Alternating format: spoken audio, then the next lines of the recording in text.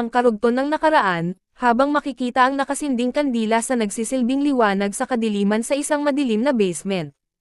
Hanapin ang kamay na bakal na tagapagmana. Dapat patuyuan natin ang dugong linya, hanapin siya bago ninyo gawin at tapakan siya. Tulad ng 100 taon na ang nakaraan, durugan siya, at punatin hanggang mamatay, sabi ng lalaking nakaitim na tinawag nilang Panginoon, susundin namin ang utos ng amin Panginoon, sigaw ng mga tauhan na sumasamba dito. Binibigyan kita ng paggamit ng lahat ng kapangyarihan ng bagong kaharian, ang galit natin bago ang pagbagsak ng Diyos, sirain ang kaapu-apuhan ng kamay na bakal, habang nakangisi ang lalaking kahawig ni Orochimaru sa Naruto kapag nagagalit na may matang ahas. Samantala, sa bahay ng ating bida, dinala ng ating bida si Clara at ang mga magulang nito sa kanilang tahanan na sinalubong naman ito ng mainit na pagtanggap ng ina ng ating bida. Welcome, magiliw ang nakangiting salubong ng ina ng ating bida. Mommy, salubong ni Clara sa ina ng ating bida. Oh no! Clara, lalo kang gumanda simula nung huli kitang nakita, sabi at salubong din ng ina ni Tae-san. Oh, napaka-perfect. Ito ang kagandahan sa South Korea. Sabi ng ama ni Clara, kayo rin po mami, mas lalo kayong gumanda, na-miss ko po kayo. Hello, ako nga pala si Emmanuel at sa wakas na-meet ko rin kayo, at ako naman ang ama ni Clara, Lee Jiangchang, humihingi ako ng paumanhin sa biglaan namin pagbisita sa inyo, ano bang sinasabi nyo? Nagbiyahe kayo ng malayo at nagpapasalamat ako sa pagdating nyo, at lagi kayong welcome dito. Ako nga pala si Ju Solan, nakangiting sabi ng ina ng ating bida, nasaan po si Papa? Tanong ng ating bida sa kanyang ina, nasa trabaho pa siya sa National Agricultural Cooperative Federation, pauwi na yun kasabay na niya ang kambal. Sabi ng ina ng ating bida. Laminggalinga sa paligid ang ama ni Clara at may bigla itong napansin, teka. Sabi ng ama ni Clara, ano yun honey? Nagtatakang tanong ng ina ni Clara. Ang lugar na ito ay napaka-gorgeous at famous heritage building. Hindi ako makapaniwala na nakapunta ako sa isang historical na lugar, samantala sa opisina ng Ana Group. Jiang Tae-san, ano bang ginagawa ng kumag na yon? Sigaw ng ama ni Dongsong, isa po siyang junior sa Dongryung University. Sabi ng tauhan nito, ano? Isa siyang junior sa Law Department ng University ng Korea. Isa po siyang freshman na nakapasa sa school ngayong taon.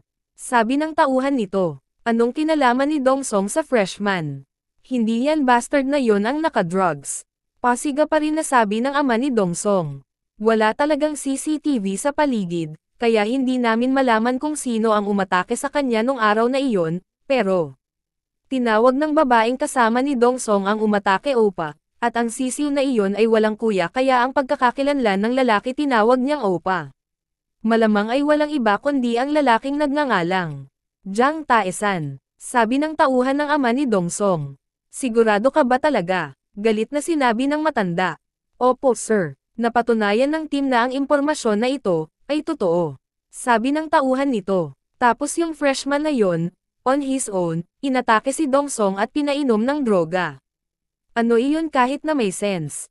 Anong ginawa ng boss at ng kapatid niya? Hindi rin ba nila nakita ang mukha niya? Sabi ng matanda na nagtataka ito, oo, sir, hindi rin nila nakita. Dumating siya at umalis na parang hangin. Sabi ng lalaking, tauhan nito. Ganon ba kagaling makipag-away ang isang lalaki sa University of Korea? Muling sabi ng matanda, binugbog pa niya ang mga gangster na may mga patalim sa hometown ko sir, at sumeryoso ito. Hindi mo ba alam chairman? 2 taon na ang nakalipas isang mahinang gang ang winalis nito. Sabi ng tauhan, nito, ano, ang ibig mong sabihin ang lalaking iyon, ay si Jiang Tae-san. Sigaw ng matanda, opo sir, lumalabas po na marami siyang pera, muling sabi ng lalaki, ha?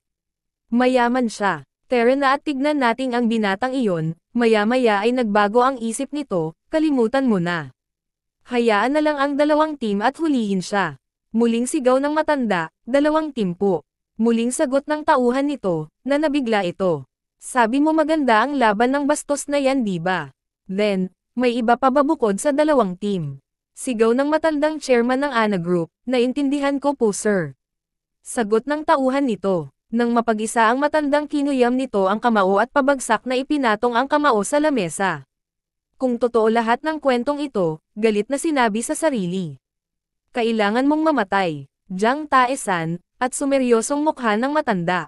Samantala sa tahanan ng ating bida, itinaas ng ama ng ating bida ang bote ng sojo, sige inom pa tayo. Woho oo, sagot naman ng ama ni Clara. Kung meron pa, uminom ka ng isa pang baso. Woho, ang Korean sojo ay napakasarap. Sigaw ng dalawang lalaki, ang ama ng ating bida at ang ama ni Clara. First time ba talagang nagkita ang mga ito? Sabi ng kambal habang pinapanood ang dalawang lalaki. Nga pala, saan pumunta si Opa kasama si Ani? Hindi ko pa sila nakikita simula kanina, sabi pa ng kambal. Samantala habang naglalakad-lakad ang ating bida at si Clara, wow, mga stars. Ang lugar na ito ay napakaganda. Sabi ni Clara habang pinagmamasdan ng ating bida. Daniel, I think I'm meant to Korean, pakiramdam komportable ako kapag pumupunta ako dito. Sabi ni Clara, komportable din ako kapag pupunta ako sa Hong Kong, sagot ng ating bida, well, hindi ako galit sa Hong Kong. Gusto ko kahit saan lugar basta't nandyan ka, malambing na sabi ni Clara. Anong ibig mong sabihin? Tanong ng ating bida. Just, Daniel, muling sabi ni Clara. Ano yun? Kung ano man ang trabaho natin, please lang huwag na tayong magalit sa isa't isa. Sabi ng babae. Clara, seryoso ka ba? Ano bang pinagsasabi mo? Sagot ng ating bida, agad iniharap ng ating bida si Clara sa kanya, nakakapagod ba ang trabaho mo? Napatingin naman si Clara sa ating bida. Kung mahirap, then give it up, makipagnegosyo kasama ako. Sabi ng ating bida, forget it. Si Daddy ay umalis sa kumpanya at humingi ng tulong, kung tutulungan mo ako palalayasin ako sa sarili kong bahay. Malungkot na sinabi ni Clara maya-maya ay tumingin ito sa ating bida at Daniel, ha? Nabiglang sagot ni Daniel, agad ipinatong ni Clara ang dalawang kamay at tuluyan niyang akap ito sa ating bida. Huwag na nating isipin ito, at love each other. Matuling lumipas ang araw, sa hotel ng ating bida. Papa, magkita tayo, ililibre kita. Sabi ng nasa kabilang linya, bakit bigla kang nag-imbita? Sagot ng ating bida sa kanyang cellphone. Opa, alam mo, payday ko ngayon. Payday? Tanong ng ating bida sa kausap na si Seoryeon sa kabilang linya. Oo, ang company namin ay nagpalit ng investor, at ang aming manager Huang ay naging CEO, at ang lahat ng bagay ay nagbago, at nabigyan na rin kami ng healthy at masarap na pagkain sa company ngayon, at napalitan na rin ang aming sasakyan na naipad-drive kami ng maayos kung saan man kami pumunta at kilala na kami bilang popular idols. At lahat ng trainees na under contract ay empleyado na ngayon at nabayaran na rin sila on time ng minimum wage, at nag-add pa sila ng major insurance policies, kaya sobrang saya ko. Sabi ni Seoryeon na nasa kabilang linya. Wow, ang company ninyo ay kahanga-hanga. Sagot ng ating bida, also ang mga tuntunin at kondisyon ng kontrata ay binago sa 5 hanggang 5 settlements at posibleng babayaran simula sa susunod na buwan. Habang nag-uusap ay tumayo ang ating bida at kinuha nito ang coat na nakasabit. Napakagandang kumpanya iyan, huwag ka nang pumunta sa ibang lugar at magstay ka na dyan, sabi ng ating bida at lumabas ito at sumakay ng elevator.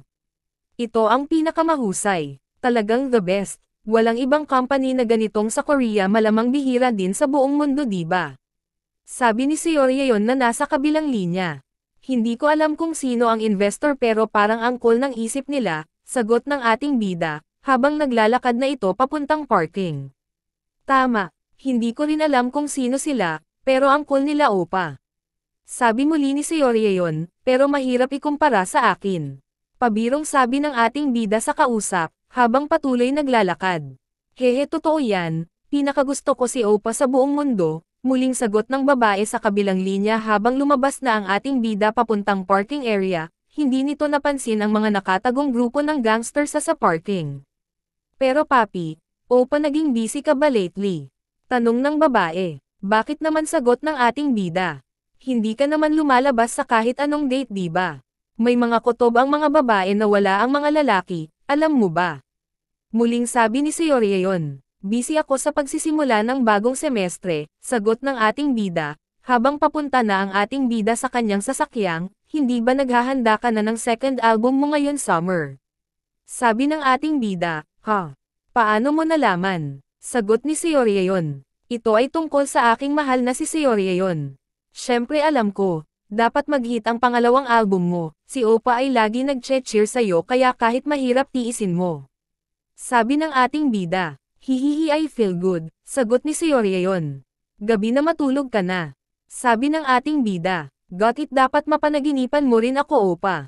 Sabi ni Seoryeon, at pinatay na ng ating bida ang kanyang cellphone, maya-maya ay may biglang tumawag dito ng pasiga.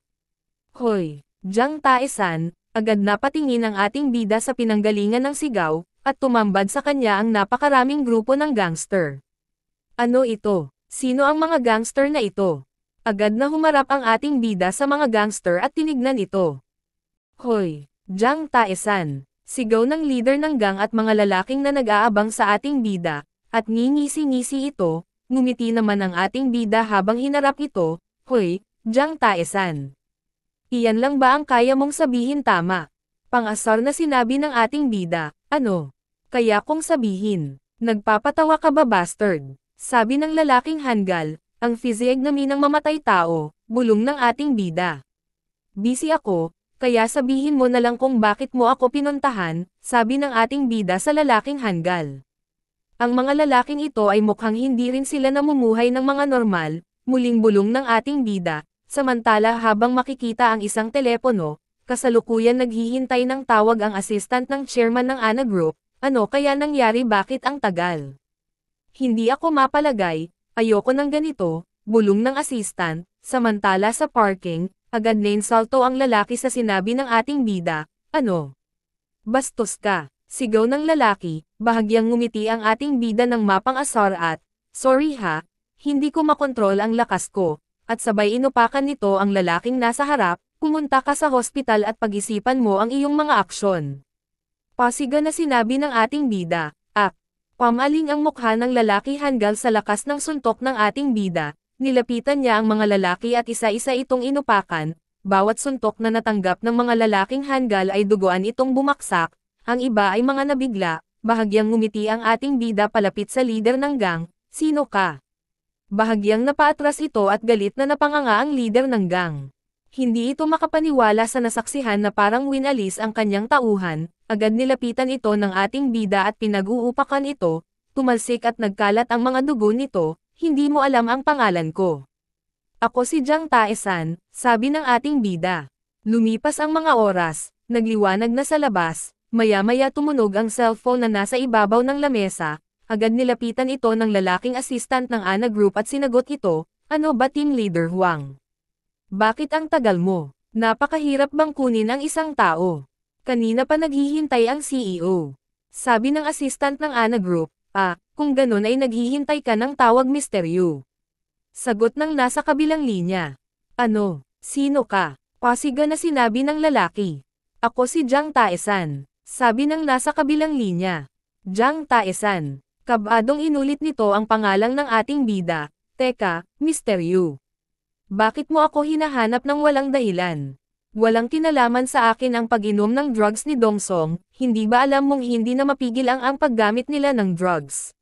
Dapat ay minarkahan ito ng CEO sa kanyang sarili, wala akong ibang alam, pero magaling akong magsunog ng mga bagay, so dapat ko lang gawin yun. Sabi ng ating bida sa kausap sa cellphone, ano, ikaw brat? Nasaan ang team leader na si Huang? Dalhin mo siya sa akin, ngayon din. Sabi ng assistant na nasa kabilang linya, ang kanyang ulo ay hindi gumagana sa sandaling ito, dahil ang pinuno ng grupo na si Huang ay nakahiga sa sahig. Kaya kinuha ko ang kanyang cellphone at ako na lang ang tumawag. Sabi pa ng ating bida. Ikaw, bastard, galit na sinabi ng assistant na nasa kabilang linya, isara mo yan bibig mo, buksan ang iyong mga tenga at makinig ka kung guguluhin mo pa ako ng isang beses ay i-upload ko lahat ng larawan na ito. Meron ako lahat ng mga bastard na ito sa tape.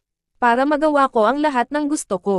Sabi ng ating bida, kahit gaano pa natakpan ang iyong likod, kung nakahawak ka sa iyong mga balikat, dapat mong malaman kung paano mo protektahan ang iyong katawan, hindi ba?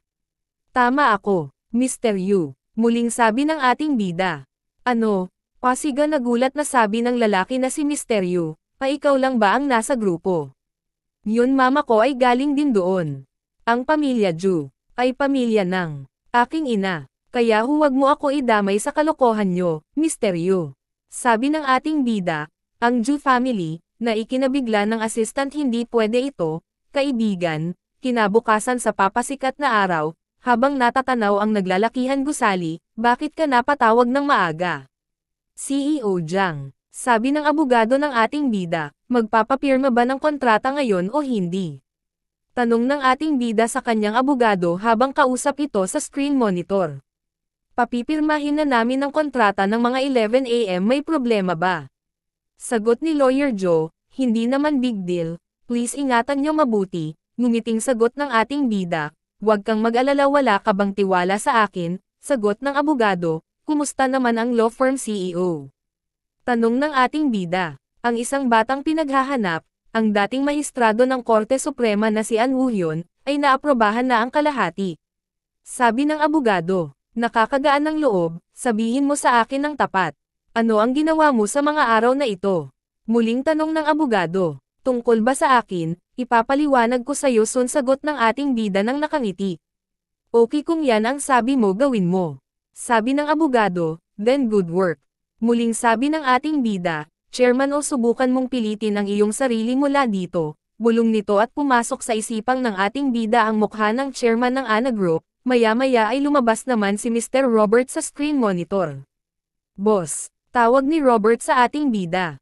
Robert, nakahanda na ba ang mga preparations? Tanong ng ating bida. Boss, may problema ba? Sinubukan akong kidnapang ng ANA. Sabi ng ating bida, ano kinidnap kayo? Nagpadala sila ng killer, sagot ni Robert. Mayroong dating KGB at iba pang intelligence assassin.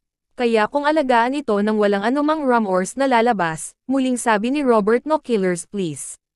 Tapos na ba ang mga plano? Ang kailangan ko lang gawin ay bigyan mo ako ng utos, nakastambay lang ang pondo. Sabi ni Robert, pagkatapos ay magsisimula na tayo, simulan ang pagbaha sa mga gate ngayon, sabi ng ating bida. Naintindihan ko, sir, siguraduhin kong maayos ang magiging takbo nito. Sabi ni Robert. Ipadala ito sa isang shot para hindi nila pagsamasamahin. Kagatin ang kanilang leeg at tapusin sila. Sabi ng ating bida. Note, sa pamamagitan nito ang ibig niyang sabihin ay ipadala ang mga pondo ng isang beses upang hindi ito mabili ng kalaban.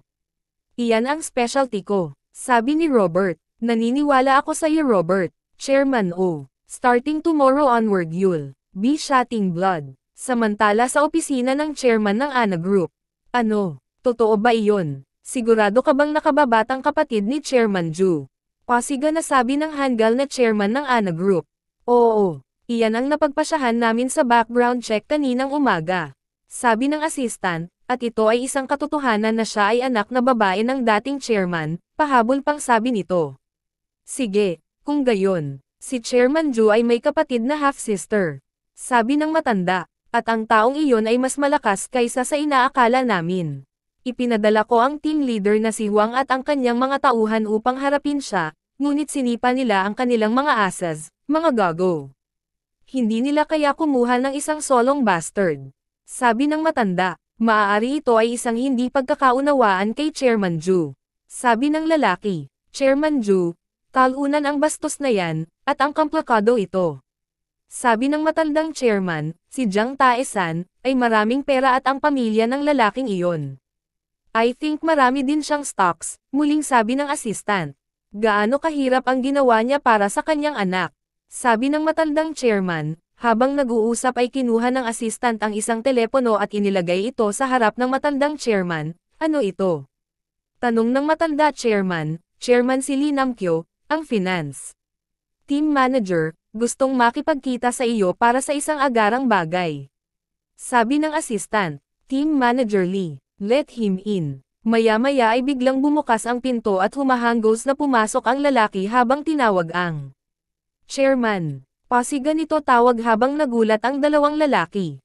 Anong nangyari? Bakit para kang naguguluhan? Tanong ng matandang chairman. Hinihingal pa bago nagsalita ito. Chairman, meron po tayong malaking problema. Sabi ng lalaki habang kabado ito, malaking problema. Ano ang sanhi ng iba pang problema? Sabihin mo. Hindi po yun, ngayon pa lang, walang habas na inatake ng foreign funds ang lahat ng affiliate, Nakatingin ang matandang chairman at ang assistant nito habang inaantay ang susunod pang sasabihin ng lalaki, dahil po sa pagbebenta ng mura.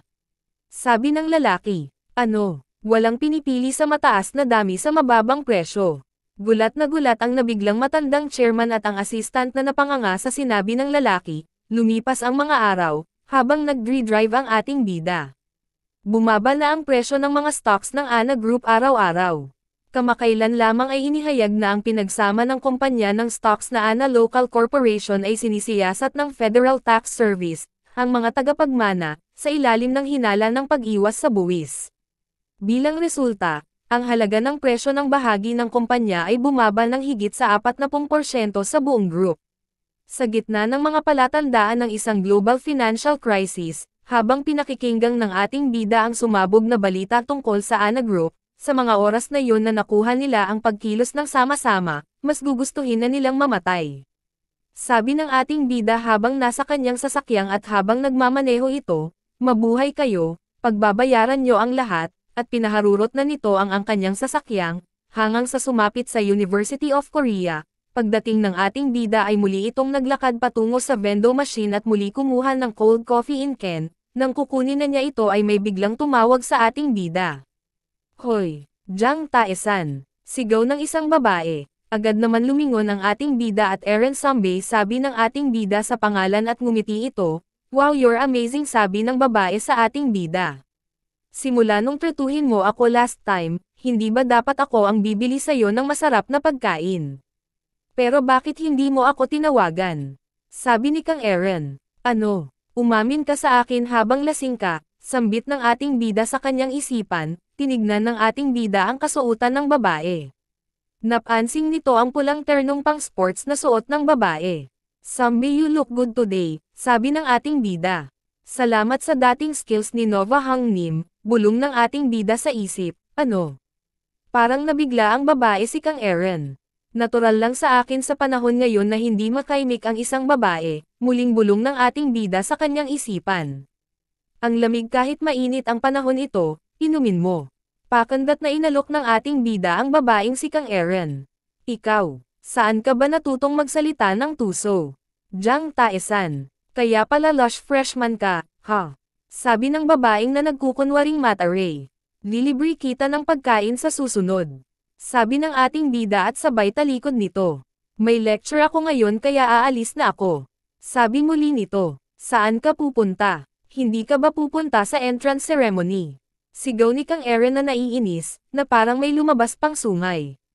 May lecture ang freshman sa araw ng entrance ceremony, din, pero hindi ito nilinggan ng ating bida at tuloy-tuloy itong umalis. Walang major lecture ang mga estudyante sa law freshman sa Monday, bulong ng babae na nakasimangot, habang tinatanaw ang ating bida. Lumipas ang oras sa University of Korea. Sa isang room ng class, O8 nagkita-kita ang mga dating magkakabatch. Meron nagkatinginan. Hay, pabuantong hininga ng babae, muling tumingin ito sa magkaakbay na magjowa. Hay, muling bumantong hininga ito, umiikot ang kanyang mga mata sa mga nag-uusap, nagkwentuhan at sa mga dating magkakakilala, bakit hindi ako makahinga? Jang Tae-san ay isang evil. Bulong at bumantong hininga ang babaeng si Son Yuri. Sis, nilunok ka ba ng lupa ha? Bakit? Tinapon ka ba ng boyfriend mo? Biro ng babaeng katabi ni Son Yuri nang mapunan nito na panay ang buntong hininga. Ah, hindi yon. Ang pag-drawing para sa susunod na 2 taon ay tila nakakatakot kaya hindi ako makahinga, sagot ni Son Yuri. Seryoso ka ba ikaw ang matalik kong kaibigan? Iyan ba ang dapat sabihin na isang matalinong estudyanteng tulad mo tungkol sa hinaharap? Ngumiti lang ang babaeng si Son Yuri. At muling nagpatuloy ang kaibigan nito sa pagsasalita. Dapat buo ang pamilya mo, itaas mo lang ang grades mo, mag-aral ka sa ibang bansa at maging professor. Note, ang isang buong pamilya ay tumutukoy sa isang napakalaking pamilya, kung saan ang bawat isa ay may kanya-kanyang gawain at hindi makakatulong sa isa't isa. Maya-maya ay dumating na ang kanilang professor, nagpunta ito sa desk at nagsalita, Nakakita ako ng ilang bagong mukha. First day of school, so tatawag ako ng attendance minsan. Alam nyo naman na hindi na ako tatawag ng attendance after today, di ba? Ang isang pintor ay dapat lamang magsalita sa pamamagitan ng kanilang mga ipininta kapag nasa klase. Sasali ka sa mga nangungunang kompetisyon sa art, ikaw ay exempted sa klase. Ang paggawa nito ay magagarantiya sa iyo na kredito, din, habang patuloy nagpapaliwanag ang professor ay tahimik na nakikinig ang kanyang mga estudyante.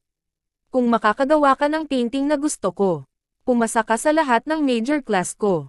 How's that? Isn't that awesome? Choi Dachel, tawag nito sa isang estudyante, present, sagot ng estudyante. Sun Yuri, present, sagot ng babae. Kinuha mo yung klase ko last year di ba? Inaasahan rin kita dito sa class ko. Sabi ng professor, thank you professor, sagot ni Sun Yuri. Lee Han-chol present, sagot ng isa pang estudyante. Isa kang nagbabalik na estudyante, tama ba? Para kang sundalo. Sabi ng napapatawang professor, napakamot naman sa ulo ng nakangiting estudyante. Oh, ano ito? Anong ginagawa ng law student dito? Sabi ng professor, agad naman nabigla at kinabahan si Sun Yuri. Law student, bulong ng babae, Jang Tae-san. Tawag ng guro sa pangalan ng ating bida, Present. Sagot ng ating bida, bahagyang lumingon ang babae. Jang Tae-san sambit sa pangalan ng ating bida, at nang laki ang mata nito sa gulat at kaba nang makita nito ang ating bida na nakaupo malapit sa kanyang likuran, Mr. Tae-san, bulong ng babae. Freshman, nagkamali ka lang di ba? Sabi ng professor sa ating bida, hindi po, at tama hindi ako nagkamali, sagot ng ating bida, oh no. Napakagwapo naman niya. Yuri kilala mo ba ang law student na yan? Sabi ng kaibigan ni Yuri, habang sinusulyapan ang ating bida. Jang Tae-san, tawag ng professor. Hindi makatwira na nandito ang isang estudyante mula sa law department, pero hindi ka nag-sign up para sa liberal arts di ba? Sabi ng professor. Correct at nabalitaan ko na ang ibang majors ay kinikilala rin bilang liberal arts, sagot ng ating bida, napatingin ang mga lalaking estudyante. Kailangan mo maging 100% mahusay sa mga praktikal na skills. Pasiga na sabi ng professor, napanganga naman ang mga estudyante, Professor, totoo ba talaga ang narinig ko? Napatingin si Sun Yuri, pati ang professor. Ano? Anong ibig mong sabihin? Na sinabi ko. Sabi ng professor, sinabi mo na ang mga pintor ay nagsasalita lamang sa pamamagitan ng kanilang mga pagpipinta. Sabi ng ating bida, hindi. Para lang yan sa major na katulad namin. Sabi ng professor, I'm also majoring in art, sagot ng ating bida, pwede bang tumigil ka na sa pagbibiro? Kahit gaano ka pa kabago may hangganan din ang pasensya ko. Starting today meron kang panahon ng pagwawasto sa loob ng 1 linggo mag-apply ka muli para sa kurso. Sabi ng professor, ayoko. Tiwala akong makakuha ako ng creditor para sa aking mga skills. Sabi ng ating bida na itinaas pa ang daliri nito. Hoy, ikaw napaka-brat mo. Mababa ba ang tingin mo sa art? Pasiga na sabi ng professor at padabog na ibinaksak ang kamay nito sa lamesa. Mukha ba kaming tanga sa law student? Sabi pa ng professor, bahagyang nagulat ang ating bida sa professor nang makita nitong napipikon na, bahagyang tumungo ang ating bida at, mas gusto ko ang art kesa sa law, and so what kung ikaw ay maging tanga? Kung makakapagpinta ka ng masaya o hindi? Sabi ng ating bida sa professor, hindi nakakibo ang professor na iinis ito sa sinabi ng ating bida, patutunayan ko sa'yo, sabi ng ating bida. Patutunayan na ano? Pasiga na sagot ng professor, hayaan mo gawin ko ang assignment katulad ng mga estudyante dito. Sabi ng ating bida, ano? Katulad? Sagot ng nagtatakang professor, hindi mahalaga ang pamamaraan pencil watercolor, oil gouache, mamili ka kahit ano. Tumawa ang professor sa sinabi ng ating bida, ako ang magiging judge, muling sabi ng professor. Of course, sagot ng ating bida ng nakangiti, kapag nagkamali ka, tumahimik ka na, ang lumayas ka sa klase ko, hamon ng professor, kung iyan ang gusto mo. Tae-san, sambit ni Sun Yuri sa pangalan ng ating bida, natatakot ito at kinakabahan para sa ating bida, sa maaring mangyari at sa kahihinatnan nito.